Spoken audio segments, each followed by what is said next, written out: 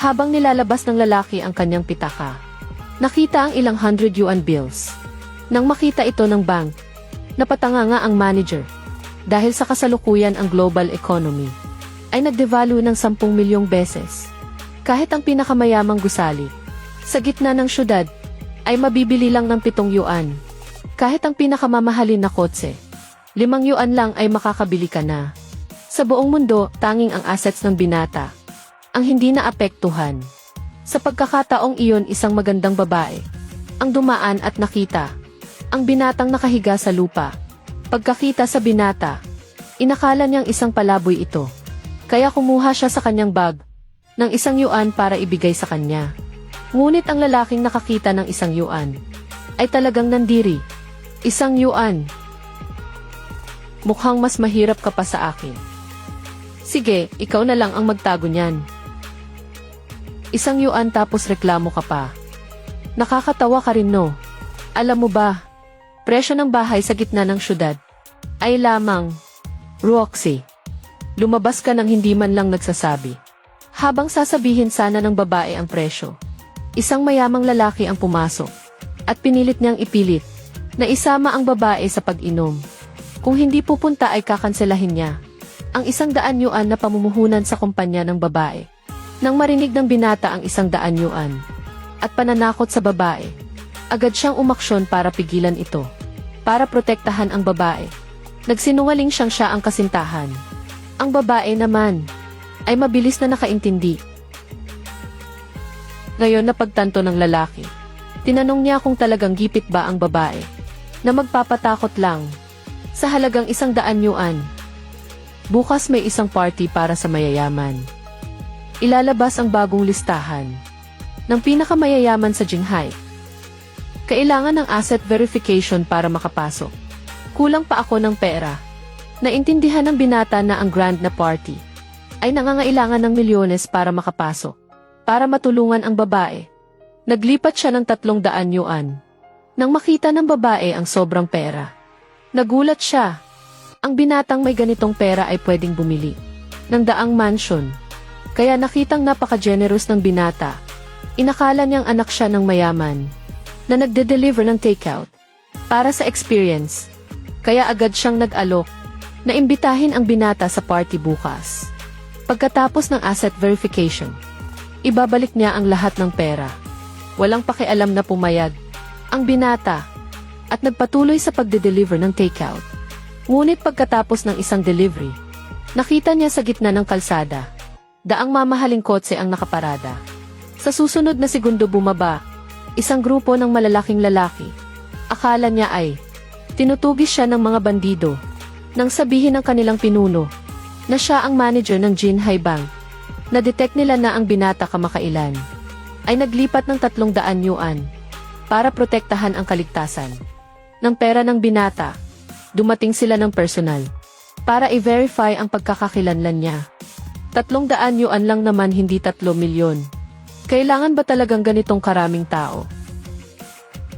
Paumanhin, Yilin. Ito ang patakaran ng aming bangko. Sana ay maintindihan mo. Pakipakita lang po ang inyong pagkakakilanlan.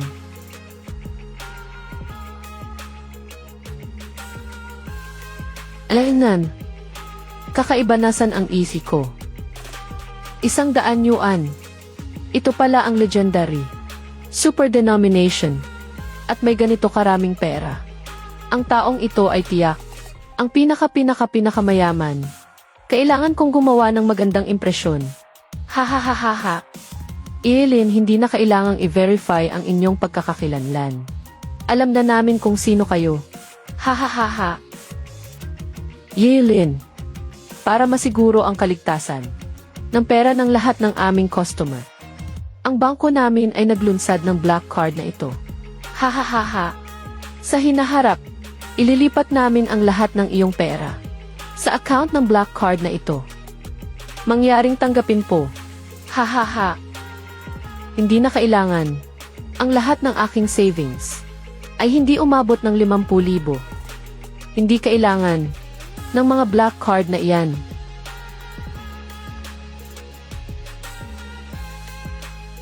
Nagulat ba kayo? 50,000 yuan. Bilisan palitan ang card para sa kuya. Ha. Hindi ko napansin. Itong Supreme Gold Card. Ang nararapat sa inyong estado. Ha. Mangyaring tanggapin. Una black card tapos gold card. May sakit ba itong tao?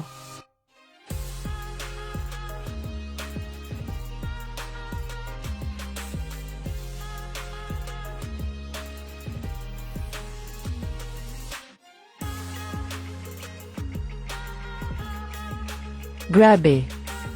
Ang buhay ng mayayaman. Sobrang luho talaga. Umabot siguro ng milyong yuan ang renovation.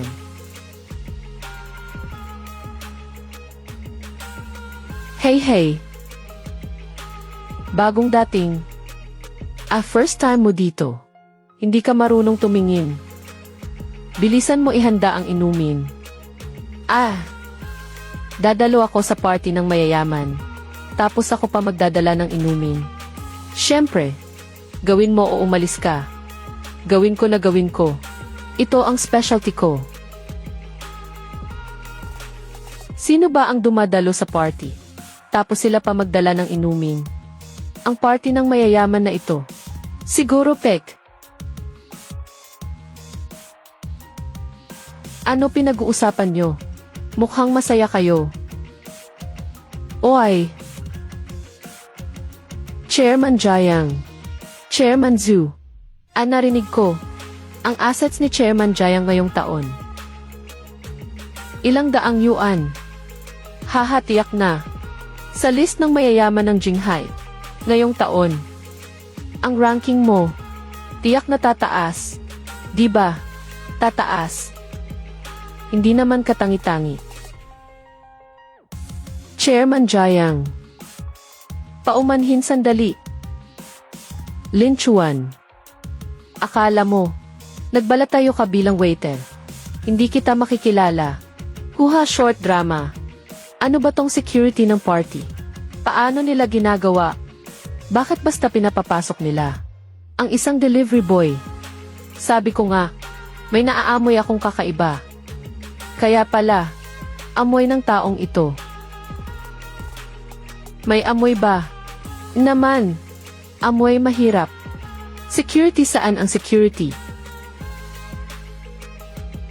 Ano po ang utos, Li Jiang? Nasaan ang mata mo? Nasa puwet ba? Dito puro. Mahahalagang tao. Sa buong Jinghai, bawat isa dito ay may impluensya. Tapos pinapapasok mo. Ang isang asong kalye. Hindi ka ba natatakot na madumihan? Ang mata ng mga malalaking tao. Jiang, huwag po kayong magalit. Papaalisin ko na siya. Ikaw na naman. Kagabi, hindi pa sapat ang pambubugbog. Umalis ka na. Dumalo ako. Sa party ng mayayaman. Bakit niyo ako pinapaalis? Hoy bata. Gusto mo ng away. Hoy.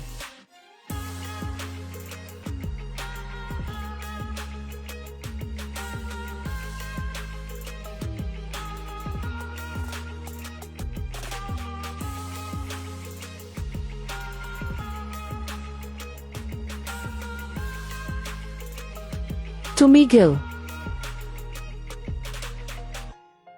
Jiang. Ako ang nagdala kay Lin Chuan dito. Roxy. Dito lahat ay mula sa mga kilalang pamilya. Siya ay delivery boy lang. Hindi kumikita ng kahit isang jiao sa isang taon. Anong karapatan niya na nandito? Kumikita ng malaki o maliit. Mahalaga ba talaga iyon? Kailan pa naging mahirap o mayaman ang batayan ng tao? Tama. Ganyan talaga ang lipunan. Pera ang naghahari. Wala kang magagawa kung hindi mo matanggap.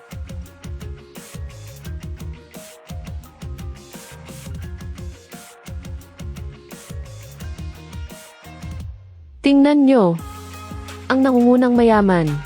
Si Ma ay dumating na.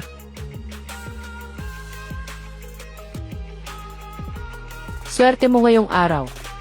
Palalampsin kita muna. Pero mamaya kapag inilabas na ang ranking. Aayusin kita. Lin Chuan. Malapit nang ilabas ang ranking. Pumunta na tayo doon. Sige, tayo na.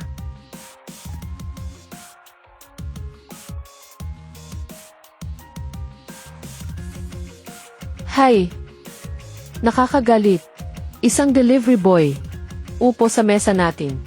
Hindi ba mababawasan ang ating estado?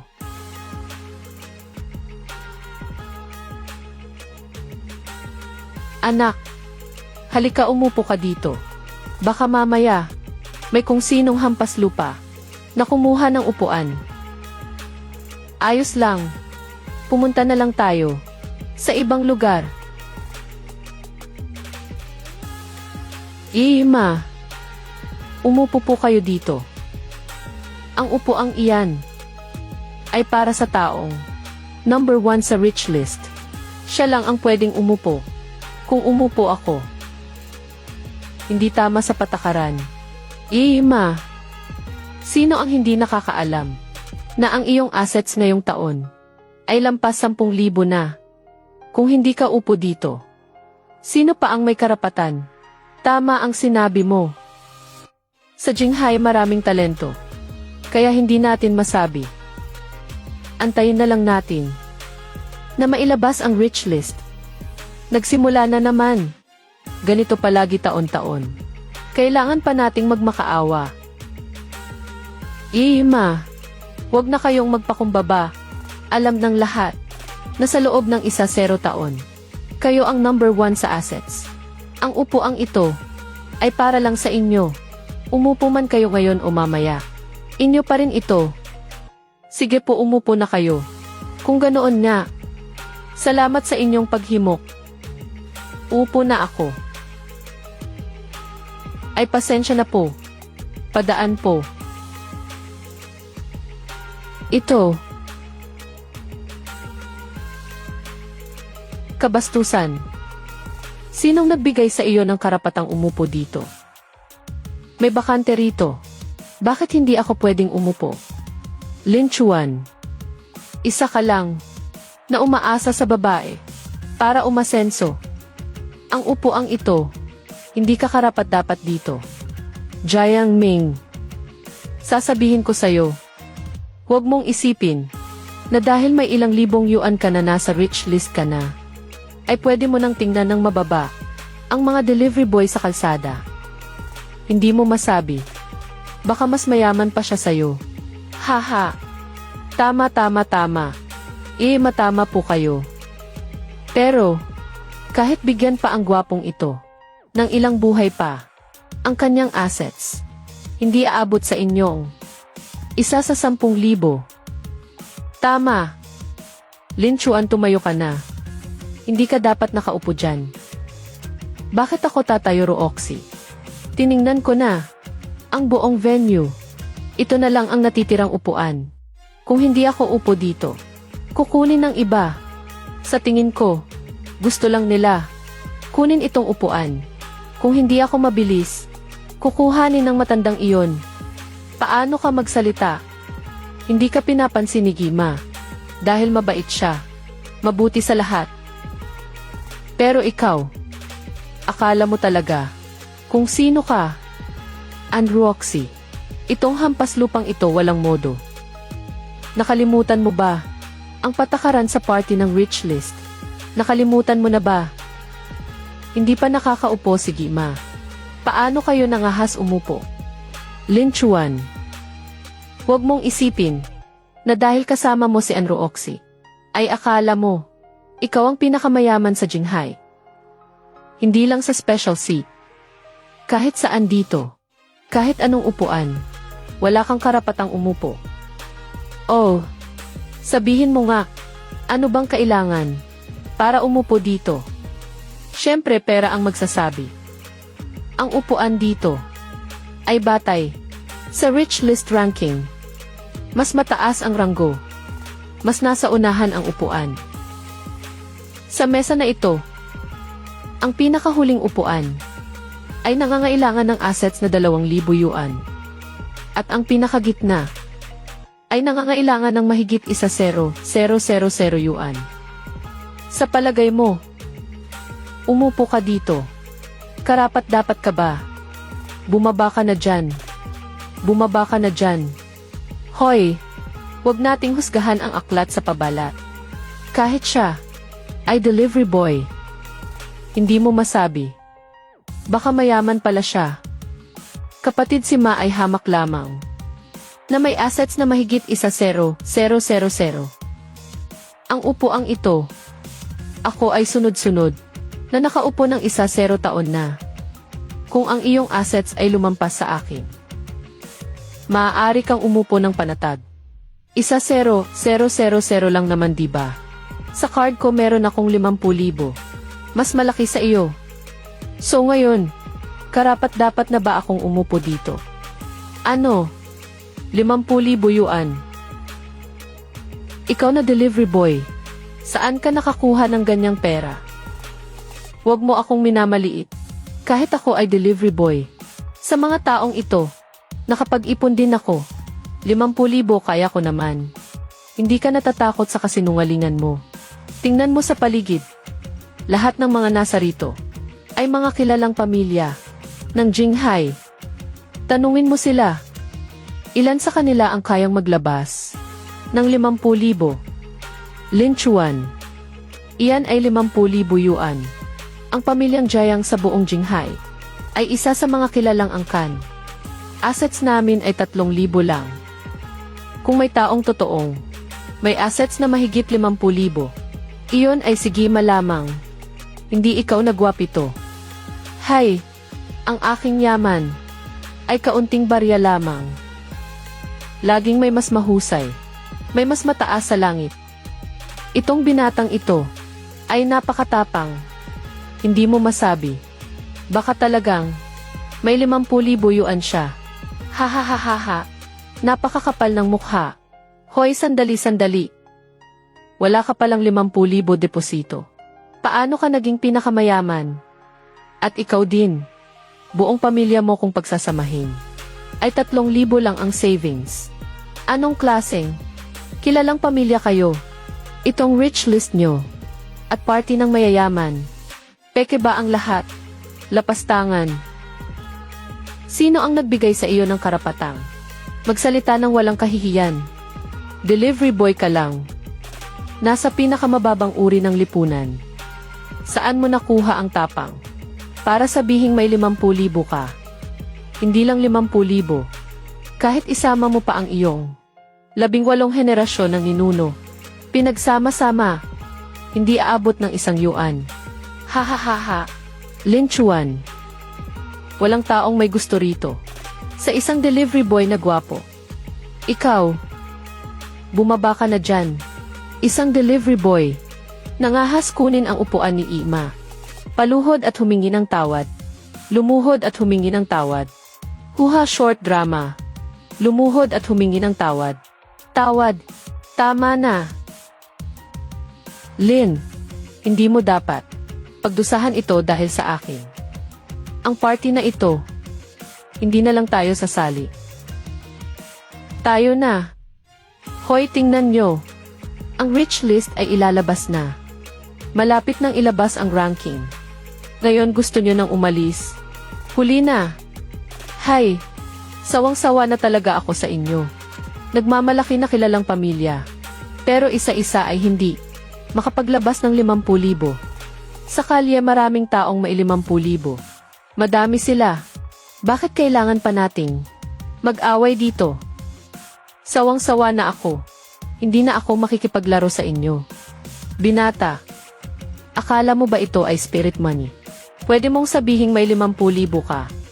Kung talagang may 50,000 ka, hindi lang pinakamayaman sa Jinghai, kundi sa buong mundo. Ikaw na iyon. Tigilan nyo na. Nakikita ko na. Huwag na kayong magpanggap. Ang party ng mayayaman ay isang panloloko lang. Ang rich list ay fake rin. Kayong lahat ay naglolokohan lang.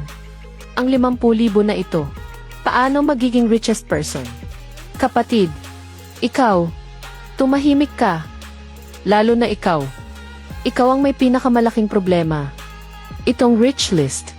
Ikaw ang gumawa, di ba? Itong mga artista. Binayaran mo, di ba? Gusto mo akong lokohin. Hindi ka makakalusot. Kabastusan.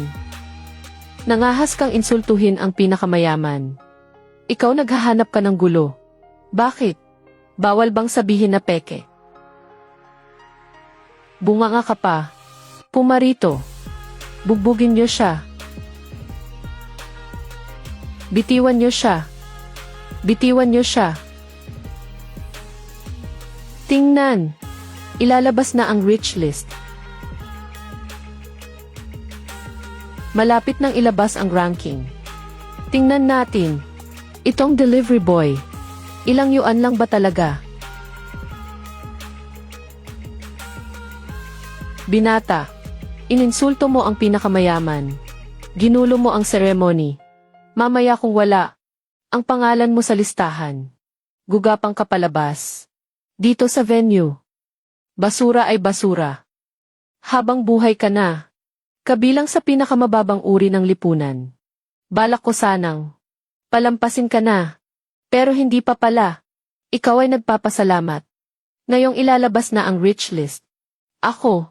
Hindi na kita mailigtas.